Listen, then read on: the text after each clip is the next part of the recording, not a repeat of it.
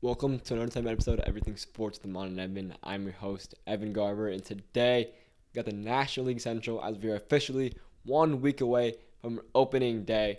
Of course, we did have the Dodgers and Padres split the series over in Seoul, Korea, but opening day for everyone else is officially 1 week away on March 28th. But today, we're going to break down National League Central. Before we get into it, make sure to follow us on all of our platforms so never miss out on any of our content.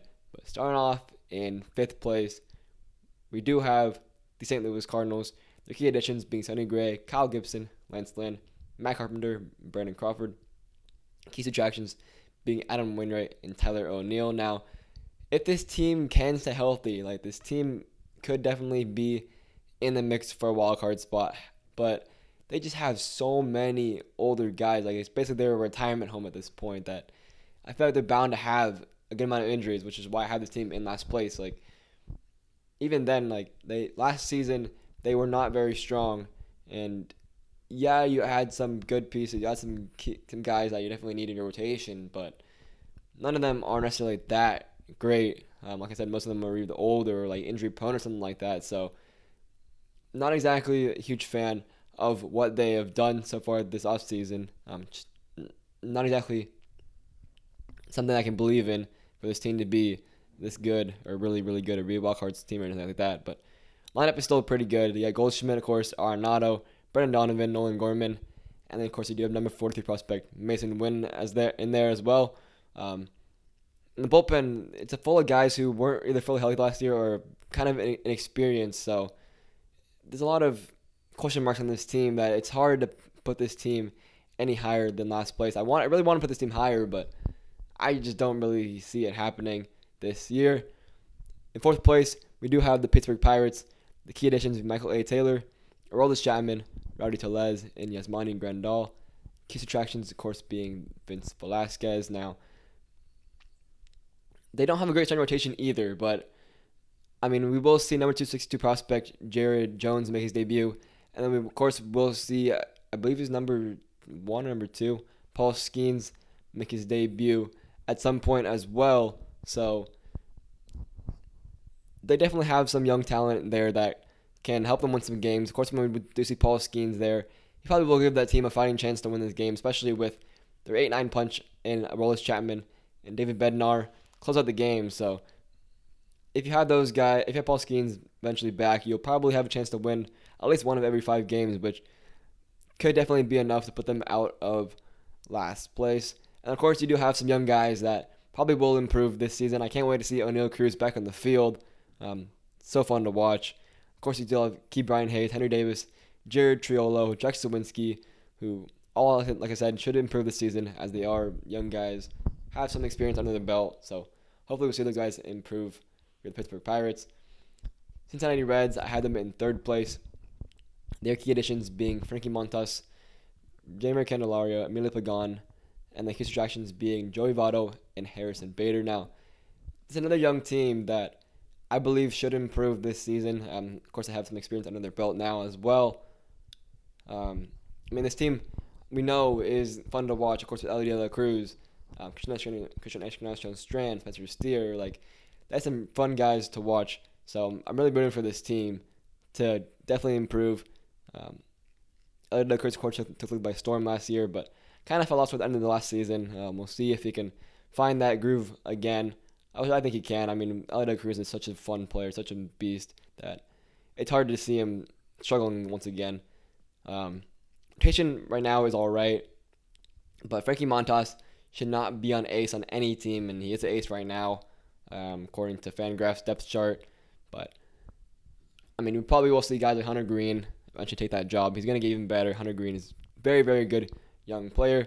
And the bullpen, it's not exactly elite, but it gets your job done, which is really all you need if you're the Reds, especially if you're trying to win this division, because the division is not that strong. So you can have some okay to solid players and be good enough to win this division. I don't think the Reds are going to win this division, but they have a chance for sure, outside chance for sure, if things go wrong for the top two teams.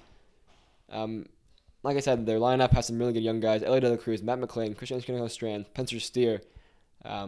Fortunately, he did have Noelvi Marte, their top prospect, is suspended for PEDs, which is a pretty big blow, but we'll see if he is still as great as he was without the PEDs once he does eventually return to the lineup. Assuming he does make his debut after he does serve his suspension. But this team should be very fun to watch. A lot of great young players, but unfortunately, I don't think that they're going to win this division. I'll put them in third place. Second place, we do have the Milwaukee Brewers. Key additions being Reese Hoskins and Gary Sanchez. Key subtractions being Corbin Burns, Rowdy Tellez, Carlos Santana, Jesse Winker, and Mark Canna. Now, this team is a tough team to really figure out what they're going to do because they had a pretty weird offseason. Their pitching staff is kind of depleted at this point. And it's really hard to find a direction for this team. Like, you trade Corbin Burns, but also you're trying to compete because you signed Reese Hoskins and Gary Sanchez, but also you lost some other good players as well. Like, I'm not really sure where this team's headed, but they always do find a way to develop some great pitchers, just like the Rays. So I'm not super worried about this team because I do think they will be fine. Some gems, and like there's some of the guys' rotation. Like, they're not very well known names, but they have some solid stuff. Like Jacob Junis, he had a pretty solid season last year for the Giants, but not many people know who he is. He's third guy in the rotation, I believe, now for the Brewers, sorry.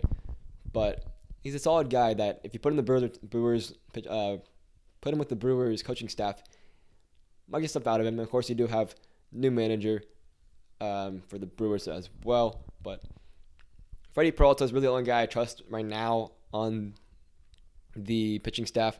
And you do have DL Hall, who you got back in the Corbin Burns trade at the end of the rotation. So we'll see what he can do. In the bullpen, it's all right now. Devin Williams is out for some time, but definitely need Devin Williams back if you do want to be able to compete in this division or to compete for first place. And then the lineup, you have a good lineup. William Contreras, Christian Yelich, Reese Hoskins, Billy Adames. I mean, it's a good middle of the lineup. Of course, you do have number 2 prospect Jackson Churio, and you do have Bryce Turing as well at the bottom of the lineup. Some good young players. And Joey Ortiz, number 63 prospect in all baseball. He will see some time as well. So, got some good mix of young players as well as some veterans. So, this team is going to be solid for sure, but I don't think they're going to be out. Chicago Cubs for first place in this division. Their key additions being Shota Imanaga, key subtractions being Jeremy Candelario and Brad Boxberger. Now, I really wanted this team to do more this offseason. I mean, you signed Craig Counsell, and you feel like this team's going to go all in, especially after making close to a wildcard spot last year. I believe they close to a wildcard spot last year. And you really just want them to go out and sign some good players. Of course, you signed Shota Imanaga, which is a good piece to get, but other than that, you didn't do a whole lot. I mean, yes, you got Cody Bellinger back, which is good as well, but I don't know. I kind of wanted to see more for this lineup because the lineup right now it's okay. It's not great, but it's okay. It gets the job done. But I definitely wanted to see more. Rotation, Steele, Shota Imanaga at the top of the line, top of the rotation. And then you do have Cubs number 9 prospect Jordan Wicks in there as well. So got some solid young arms, but we still see how Shota Imanaga does in the majors, as we have so far seen Yoshinobu Mildo struggle a little bit. Got shelled this morning in 1 inning, 5 runs, I believe it was. So we'll see how Shota Imanaga does. The bullpen, again, it's solid, but doesn't really have a dominant arm that you want for your closer.